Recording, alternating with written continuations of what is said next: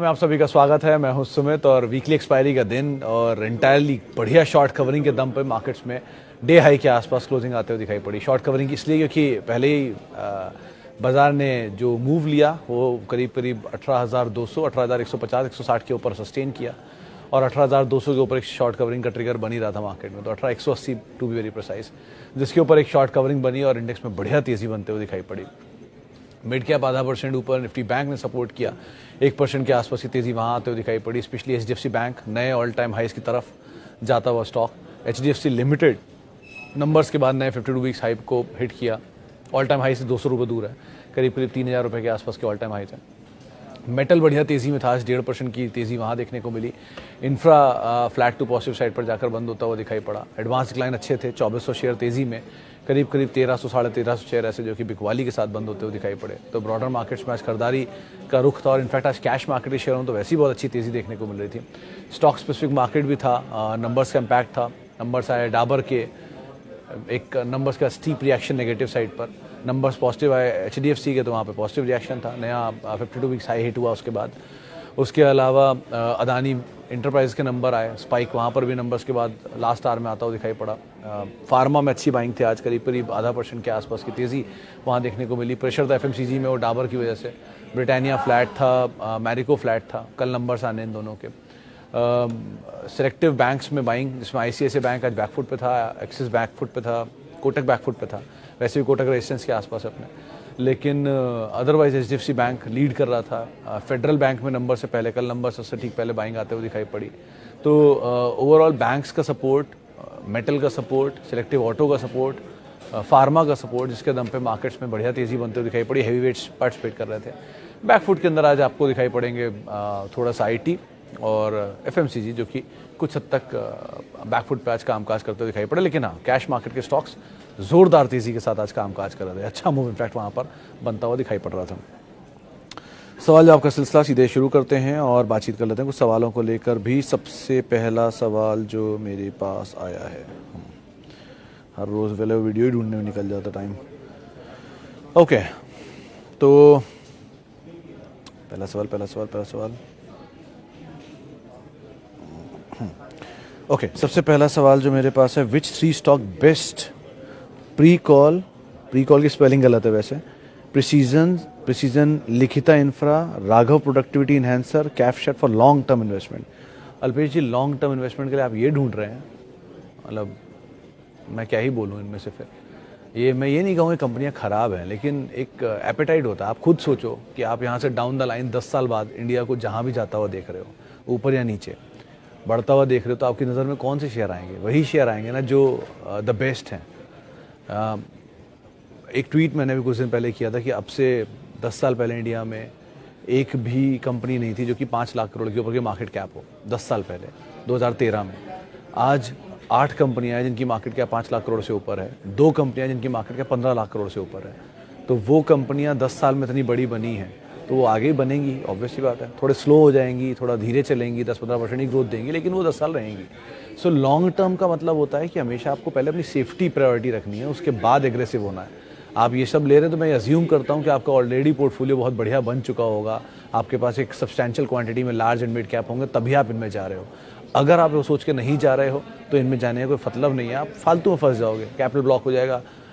वो होता ना कि पहला निवाला इतना ख़राब निकलेगा आपका मार्केट से कि आप उसके बाद कभी दोबारा टेस्ट ही नहीं करोगे। सो ऐसा मत करिए, आराम से अच्छी कंपनियों में पहले इन्वेस्ट करिए, उनके बाद इस पर आप चर्चा करिए। ये कंपनी में प्रॉब्लम नहीं है, बट जिस एपेटाइट के हिसाब से आप जा रहे हो उस एपेटाइट के हिसाब से नहीं सही बैठते हैं। इसी चीज़ से एक और चीज़ रिमाइंड होती है मुझे, कल किसी ने कमेंट में लिखा था कि अगर आप लॉन्ग टर्म इन्वेस्टर हो तो क्वार्टरली नंबर क्यों देखते हो? सर, अगर आप यहाँ से गोवा जाओगे या मुंबई से या दिल्ली से तो क्या पेट्रोल नहीं भरवाओगे? हर टैंक जाके थोड़ी थोड़ी गाड़ी नहीं चेक कराओगे थोड़ी देर में? तो ज़रूरी नहीं है ना कि आप एक लॉन्ग टर्म जर्नी में जब जा रहे हो तो शॉर्ट टर्म चीज़ों को नहीं ट्रैक किया जाएगा। हर कंपनी लॉन्ग टर्म में अच्छा करेगी, ये उसी से ही तय हुआ कि उसके हर क्वार्टर के नंबर कैसे हैं। क्वार्टर नहीं तो हर छमाही के, हर साल के, लेकिन क्वार्टर के देखने में कुछ बुराई नहीं है। तो आप देख लो, डिविडेंड मिल जाएगा, एटलीस्ट यही पता चल जाएगा आपको। तो नंबर हर क्वार्टरली देखना ज़रूरी है, विज़न आपका लॉन्ग टर्म होना चाहिए। और क्वार्टरली नंबर से आप विचलित नहीं होगे, लेकिन आपको ये समझ में आ जाएगी कि कंपनी स्टैंड कहाँ करती है, क्या उसकी एक्चुअल सिचुएशन है। और उन्होंने ही एक सवाल और पूछा था कि अदानी विल्मर का तेल नहीं बिका क्या, तो लास्ट क्वार्टर के नंबर्स में वो तेल बिक चुका है, जो कि फेस्टिव डिमांड और मैरिज डिमांड का था, जिसकी वजह से वो क्वार्टर के नंबर अच्छे आए थे। अब वो मैरिज सीज़न नहीं था, तो इसलिए वो नंबर कमज़ोर हो गए। ओके, आगे बढ़ते हैं। और Som distillery at CMP। Modi sir, दो चीज़ें हैं। कल ही शीट नहीं, आज ही सुबह एक शीट मैंने ट्वीट की है, उसमें मेंशन है कि जहाँ जहाँ पे प्रमोटर्स ने माल खरीदा, तो सोम का भी नाम उसके अंदर है। तो प्रमोटर में माल तो ले रहे हैं सोम में अभी भी, लेकिन जो एक इमीडिएट ट्रिगर 60 रुपये पे, जहाँ मैं सबसे पहले इसका जिक्र मैंने किया था, वहाँ से शेयर ऑलरेडी मैं 3 गुना होते हुए देख रहा हूँ। तो 60 का माल 180 पे आ गया और अभी भी प्रमोटर बाय कर रहा है। तो मेरा ऑप्टिमिज़म उतना इंटेंस नहीं है जितना पहले था, बट ऑप्टिमिज़म है अभी भी। तो जिनके पास पुराना है वो तो बने रहेंगे, जिनके पास नया है वो थोड़ा कॉशियसली ऑप्टिमिस्टिक स्टांस रखिएगा, क्योंकि ये बहुत समय के बाद चलना वापस शुरू हुआ है, तो शायद ऊपर चले भी। एक्सपेंशन भी है, कर्नाटका मार्केट में बहुत तेज़ी से इनका मार्केट शेयर ही बढ़ा है। सो बाकी चीज़ें भी सपोर्टिव हैं, बट स्टॉप लॉस को बहुत स्ट्रिक्टली फॉलो करिएगा इस पोजीशन, और ये मीडियम टर्म है, लॉन्ग टर्म नहीं है। IB रियल 57 से 71 आ गया है, लॉस तो अभी भी है 46%। निक सर, वेट कर लो, ज़्यादा बेटर है, क्योंकि अभी मिड कैप चल रहा है। अगर दोबारा ये मोमेंटम मिलता है इसको, जो बातचीत है बाज़ार में, कुछ ऐसी खबरें हैं कि बांगा सर जो हैं वो कुछ बड़ी पोजीशन की तरफ जा सकते हैं। अगर ऐसा होता है तो शायद ये पिकअप और करना चाहिए, कुछ एटलीस्ट न्यूज़ फ्लोज के दम पे या बज़ के दम पे चलेगा, तो अब वहाँ पर निकलने की कोशिश करना वो ज़्यादा बेटर है। लेकिन तेज़ी में निकलने की कोशिश करना, यही पहली प्रायोरिटीज़ के अंदर रखिएगा एटलीस्ट आप। Please suggest some mid cap and small cap future growth stocks. Patel sir, long term के लिए अगर आप किसी भी स्टॉक को चुन रहे हो तो क्राइटेरिया की कॉमन ही रहेगा। पहले नीचे सबसे मजबूत शेयरों की एक वो बनेगी, फ्लोरिंग, फिर उसके ऊपर थोड़े कम हल्के शेयरों की फ्लोरिंग, उसके ऊपर थोड़े और हल्के शेयरों की फ्लोरिंग, और लास्टली सबसे कमज़ोर जो जिनमें आप ट्रेड कर सकते हो वो रख सकते हो। तो आप सबसे मजबूत फ्लोरिंग पहले तैयार कर लो अपनी। अगर वो तैयार हो गई है जिनके लिए, उनके लिए फिर वो सेकंड बेस्ट, जैसे एशियन नहीं तो बर्जर, नहीं तो पिडीलैट, रेडिको, यूनाइटेड स्पिरिट्स का नाम मैं ले नहीं सकता, या फिर even Tata communication, it's again a good company, JK cement, Birla corp, it's a good company. Cement में अल्ट्राटेक अगर है आपके पास भरपूर तो, फार्मा में से Ipca is a good company, Divi's है अगर आपके पास, और Reddy's is a good company, Apollo is a good company. तो इस तरह की गुड के बाद जो सेकंड बेस्ट आपको दिख रही हैं, आप उनको पिक करना शुरू कर दो। बाटा नहीं तो रिलैक्सो, फिर अगेन वही कि रिलैक्सो क्यों इतना भागा महंगा, फेयर एनफ, तो आप रिलैक्सो नहीं जा सकते तो आप लिबर्टी चले जाओ। आप इवन ये नीचे मिल जाए जो रिसेंट IPO ज़्यादा बेटर है, मेट्रो देख सकते हो, D mart, even large cap में अगर आप रिटेल में तो AB फैशन, उसके जस्ट बाद आता है। तो सबके एक सेकंड बेस्ट ऑल्टरनेटिव्स होते हैं। तो फर्स्ट ऑल्टरनेटिव अगर आपका कंप्लीट हो गया, कंप्लीट मैं बार बार बोल रहा हूँ कि अगर वो कंप्लीट हो गया तभी आप सेकंड बेस्ट ऑल्टरनेटिव जाइएगा, क्योंकि पहले आपको सबसे मजबूत कैपिटल प्रोटेक्शन वाले अपने शेयर चाहिए। जिस दिन वो पूरे हो गए तब आप जाइएगा अपने पास मिड कैप लेने, और लास्ट में आपके पास एक्सपेरिमेंट का बहुत मौका है स्मॉल कैप का। आराम से एक्सपेरिमेंट करिए, कोई मना ही नहीं है। मतलब मैं ये मोमेंटम में ही चलते हैं, वह कुछ शेयर तो वंडर होते हैं, तो अगर फंस गए तो बहुत मुश्किल से फंस जाते हैं कई सालों के लिए। तो उनमें पढ़ने की वजह पहले आप प्रायोरिटी में कैपिटल प्रोटेक्ट कर लीजिए बड़े शेयरों में, वहाँ डिविडेंड आता रहेगा। अब और एप्पल जैसी कंपनी डिविडेंड देती है, वो चलता नहीं है, ऑब्वियस बात नहीं चलेगा कि डिविडेंड दे रही तो कहाँ चलेगा, रिटर्न तो दे ही रहा है ना। तो 7-8 साल में वो पैसा वैसे ही डबल कर देगा, रिटर्न से धीरे धीरे चला के डिविडेंड दे देंगे। तो रिटर्न से मतलब है ना, आपको चाहे तो डिविडेंड से दे या ग्रोथ से दे। तो आप कैसा स्टॉक चुनना चाह रहे हो उसके अकॉर्डिंग पहले अपना पोर्टफोलियो बिल्ड कर लो, और धीरे धीरे फिर आप नए नए एक्सपेरिमेंट करते रहना अकॉर्डिंगली। HDFC लाइफ से पैसा अब निकाल के कोटक, HDFC बैंक या मुथूट में कर सकते हैं। डिपेंड करता है शर्मा साहब, आपका व्यू और होराइजन कैसे बदला उस पर। अगर आपका, क्योंकि HDFC life beat and down है, बीट एंड डाउन शेयर में पैसा निकालने का कोई औचित्य नहीं, अगर वो अच्छी कंपनी है तो। HDFC बैंक नया ऑल टाइम हाई काट रहा है, तो तेज़ी के साथ, मोमेंटम के साथ वो जाते हैं जो ट्रेडर होते हैं, जिनको ट्रेड करना होता है, जो बढ़ते हुए शेयर में ट्रेड लेते हैं और गिरते हुए शेयर में भी ट्रेड लेते हैं। लेकिन जो लॉन्ग टर्म इन्वेस्टर है उसको तो गिरते हुए शेयर में अच्छे कंपनी का कोई शेयर नीचे मिल रहा है तो ऐड करेगा ना, एक्यूमुलेट करेगा। सो अगर आप दोनों में से क्या है वो तय कर लीजिए, उसके हिसाब से कॉल लीजिएगा। Muthoot is a good company, लेकिन HDFC लाइफ से निकल के जाने का कोई लॉजिक मुझे समझ में नहीं आ रहा। वो आपका इंडिविजुअल कॉल है, आप उसके हिसाब से फैसला लीजिए। मैनकाइंड फार्मा लिस्टिंग 1040-45 की बातचीत है मार्केट में। बाकी देख लेते हैं क्या है, 25-26 रुपये का प्रीमियम है सो फार तो। बाकी वेट एंड वॉच क्या आता है कि कितना लिस्टिंग, क्या कितना सब्सक्रिप्शन का नंबर है, कितना अलॉटमेंट है, वो सब आने दीजिए। आज कुछ मैसेज तो आया था, देखा नहीं मैंने ठीक से, लेकिन अलॉट होने दीजिए, क्योंकि अभी थोड़ा सा तो उसको बाजार का टेस्ट भी चखना पड़ेगा, उसके बाद नीचे ले लीजिएगा, ज़्यादा बेटर है। Patanjali is an investment grade stock और not? outrightly HUL, ITC, Dabur, Godrej are investment grade stock.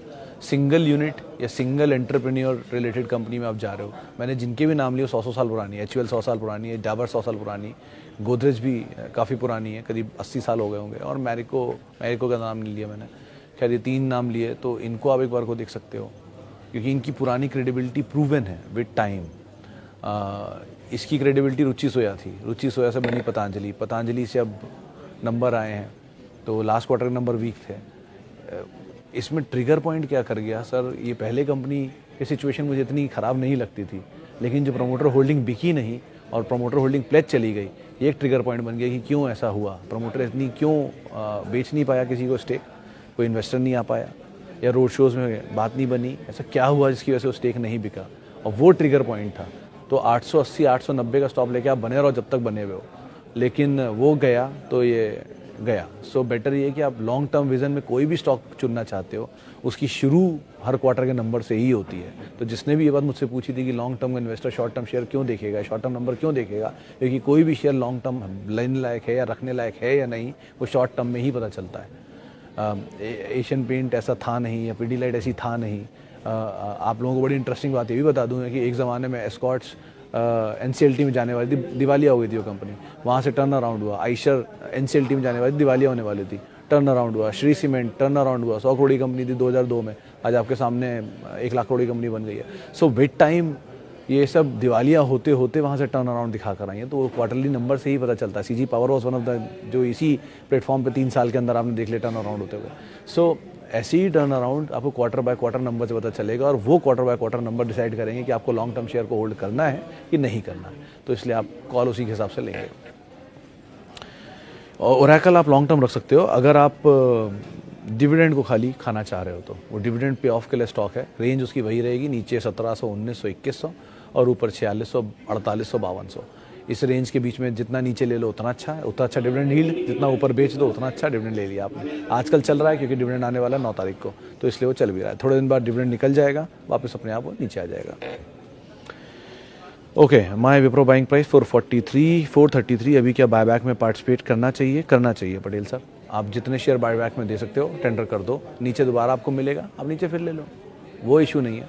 लेकिन आप अगर बायबैक में टेंडर कर सकते हो तो कर दो, कोई दिक्कत नहीं। Okay, view on India bulls housing. अरे बाप रे अतुल सर, मतलब इंडिया बुल्स ग्रुप के केस में मैं थोड़ा सा स्केप्टिकल हूँ। स्केप्टिकल एज इन कि कैसे बोलूँ आपको, शब्द नहीं समझ सकता मैं। मतलब आप इसको जितनी तेज़ी में निकल सके निकल जाओ, ज़्यादा बेटर है। आप जहाँ तक as much as you can आपको तेज़ी में निकलने का मौका मिले, आप उतनी तेज़ में निकलने की कोशिश करो, ज़्यादा बेटर है। बिकॉज कैच यही है यहाँ पर कि ये नए मैनेजमेंट आने के बाद भी, एक बड़ा फेरबदल होने के बाद भी स्टॉक के अंदर रिएक्शन आया नहीं है, और नंबर्स ही कुछ सपोर्टिव है नहीं, तो मोमेंटम मिले तो बेटर ये कि आप निकल जाओ, ज़्यादा बेटर ये। इसमें पैसा बन भी जाए पता नहीं, लेकिन अब तक इसकी सिचुएशन बहुत ख़राब है। 320 रुपये की डील इंडिया बुल्स हाउसिंग की 2 डिजिट में स्टॉक को ले आई। इंडिया बुल्स रियल एस्टेट की 200 रुपये प्लस की डील, अब तक उनका केस सॉल्व नहीं हुआ और स्टॉक 50 रुपये की रेंज में आ गया। तो जिनके पास हैं उनको इसका एक्चुअल दर्द पता है, इसीलिए बोल रहा हूँ कि आप तेज़ी मिले निकल जाओ, ज़्यादा बेटर है। क्योंकि हर उस लेवल पर, ऊपर के लेवल पर जो लोग फंसे वो निकलने आएंगे इसमें IDFC limited, IDFC first, Vodafone, Suzlon, ये सब इसी तरह के शेयर हैं। तो कोई भी तेज़ी मिलती रहे, इनमें निकलते रहो, ज़्यादा बेटर है। स्पेंसर के रिजल्ट की कोई उम्मीद कर सकते हैं अब?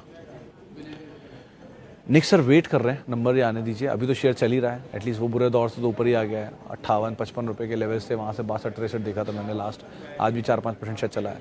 तो वेट तो करो, आप नंबर देखो, नंबर निकल आए आप निकल जाओ, ज़्यादा बेटर है। नंबर देख के ही लेकिन कोई कॉल लेना, और नंबर्स को क्वार्टर एंड क्वार्टर बेसिस पे देखते रहना। कोई भी पिकअप, कोई भी रिवाइवल स्टॉक को रिएक्शन तो देगा, लेकिन कोई भी तेज़ी इस्तेमाल करना किसी और बेटर स्टॉक में जाने की। देखिए मिड कैप स्मॉल कैप का यही कैच है, अगर फंस गए तो बहुत लंबा फंस गए, अगर चल गए तो बहुत पैसा बन गया। तो रिस्क रिवॉर्ड वैसे ही होता है इसके अंदर। तो ये स्मॉल कैप है, अगर आपके पास सब्सटैंशियल मिड कैप है देन इट्स फाइन, नहीं है तो आप बहुत मतलब ओवर रिस्क से एक्सपोज्ड हैं। सो बेटर ये कि कोई भी तेज़ी मिले आप निकलने की कोशिश करें, ज़्यादा बेटर है इसमें। मन्नापुरम आज अप हो गया, ईडीआई रिपोर्ट। धवन साहब अगर आप मुझे बता रहे हैं तो बहुत बहुत शुक्रिया, मैंने देख लिया था वैसे, लेकिन बताने के लिए बहुत बहुत शुक्रिया। सीजी पावर टाइप का कोई स्टॉक कब तक आप सजेस्ट करेंगे? प्रेम सर मुझे वो स्टॉक रोज़ दिखते हैं, आप आज कह रहे हैं मुझे रोज़ दिखते हैं, लेकिन ज़रूरी नहीं है ना कि वो स्टॉक पे आप बने रहो। 2.5 साल दे दो या 2.5 साल तक आपका कन्विक्शन बना रहा है। मैं कहता हूँ चलिए आज TCS बन जाएगा सीजी पावर, आपको अगर 3,000 रुपये के शेयर कैसे सीजी पावर बन जाएगा? क्यों 15% 20% रिटर्न ठीक नहीं लगता आपको? सीजी पावर सालों में एक टर्न अराउंड स्टोरीज आती हैं जो सीजी पावर से पहले VS इनफैक्ट टाटा कम्युनिकेशन मुझे लगती है ऐसी स्टोरी जो कि बहुत बढ़िया स्टोरी बन सकती है गोइंग फॉरवर्ड, पता नहीं बने या नहीं बने। सीजी पावर के नंबर में रिफ्लेक्ट हुआ, सामने 20% रिटर्न देने वाले स्टॉक खड़े हैं हर साल, 15% 20% दे ही देंगे। वो आप ना चुनने की बजाय सीजी पावर के इंतज़ार में कुछ भी ले लोगे और पैसा ब्लॉक कर लोगे सालों के लिए। सीजी पावर एक मतलब इज़ एन एग्जाम्पल, ऐसे बहुत सारे टर्न अराउंड स्टोरीज बनती रहती हैं हर रोज़, जहाँ प्रमोटर बाइंग कर रहे हैं। आज मैंने वो लिस्ट डाली है, उनमें से बहुत सारे होंगे जो टर्न अराउंड बनेंगे, बहुत सारे होंगे, एक नहीं बहुत सारे। वो लिस्ट को ही आप खंगाल लीजिए, उसी में आपको 5 नाम दिख जाएंगे जहाँ प्रमोटर खुद एक्टिवली बाय कर रहा है। उनको आप क्या ही समझते हैं, क्यों प्रमोटर बाय कर रहा होगा? उसको नहीं पता कि कंपनी में वो बस पोजीशन ले रहा है, पैसे बना रहा है, पैसे डाल रहा है। Som distillery was again turn around story, जो इसी प्लेटफॉर्म पर मैंने बात की थी 60 रुपये पे, आज वो 180 190 रुपये घूम रही है जो भी है। तो वहाँ भी तो पहला ट्रिगर यही था कि प्रमोटर ने स्टेक लिया था। आज भी प्रमोटर की शीट मैंने आज ही शेयर की है और उसी में 10 नाम मैं खुद देखे हैं जो मुझे लग रहे हैं कि वो वर्थ बाइंग है। लेकिन ठीक है, तो आपकी कॉल लेनी है कि आपको 20% वाला शेयर चाहिए या रिस्क उठा के इनमें जाना है, आप टर्न अराउंड स्टोरी का वेट करने वाले हो या आप सेफली खेलने वाले हो, तो सब आपके ऊपर कॉल है। मैं इसमें क्या ही बोल सकता हूँ। रही बात सीजी पावर जैसे नाम की, तो वो तो मैं हर रोज़ ट्वीट करते रहता हूँ, कुछ समझदार होंगे तो आप खुद ही ले लेंगे, नहीं होंगे तो आप देख लीजिए। निकलने के लिए IB रियल या स्पेंसर को एवरेज करना ठीक है इस लेवल पर? निकलने के लिए एवरेज क्यों कर रहे हैं? अगर निकलना ही है तो आप किसी बड़े नाम में चले जाइए। आप यहाँ से इनके डबल होने का इंतज़ार करेंगे, इससे अच्छा किसी अच्छे कंपनी को पैसा डाल देते हैं। जैसे 2500 रुपये पे एशियन पेंट क्या बुरा था, आज 2900 रुपये पहुँची या 3000 रुपये पहुँच गया ऑलमोस्ट। अब तो 2800 2990 2980 आ गया, तो ये सामने 400 रुपये चल गया। तो ये आपको ज़्यादा जल्दी पैसा बना के देता है, इसकी प्रोबेबिलिटी ज़्यादा बेटर है पुल बैक की। तो कंपेरेटिवली इस तरह की क्वालिटी जो एक्सीडेंट में नीचे आए, अर्निंग के एक्सीडेंट में, उनको भरिएगा आराम से, वो जल्दी पुल बैक देंगे। इंडिया बुल्स तो स्पेंसर ही बचेंगे दुनिया में, इनको आप होल्ड कर लीजिए, ये थोड़े दिन बाद ऊपर आएंगे तब निकल जाइएगा। BSE सेंसेक्स एंड बैंकेक्स के डेरिवेटिव से वोलेटिलिटी बढ़ेगी क्या? सर डेरिवेटिव से वोलेटिलिटी बढ़नी चाहिए, बट ये BSE सेंसेक्स का वॉल्यूम कम होता है। उसमें ऑलरेडी पहले भी एक बार उन्होंने अपने डेरिवेटिव लॉन्च किए थे, लेकिन उनके डेरिवेटिव में इतना वॉल्यूम नहीं आता जितना NSE के डेरिवेटिव में आता है। तो अगर NSE का डेरिवेटिव है तो आ सकता है, लेकिन BSE में इतनी वॉलेटिलिटी नहीं बढ़ेगी। और वॉलेटिलिटी कितनी और बढ़ानी है? आज थी ना वॉलेटिलिटी, देख तो ली जितने मंदी वाले थे उनके लिए। सो एक इवेंट से वॉलेटिलिटी नहीं, एक्सपायरी से ज़रूर बढ़ सकती है, कि जैसे आ गई ट्यूसडे एक्सपायरी तो उस दिन भी वॉलेटिलिटी आने लग गई। लेकिन अदरवाइज ये BSE के वॉल्यूम में इतना नहीं होता, इतना NSE में होता, तो वहाँ ज़्यादा रिलेवेंस है इस चीज़ की। Some good stock to invest in market और should we wait for fall?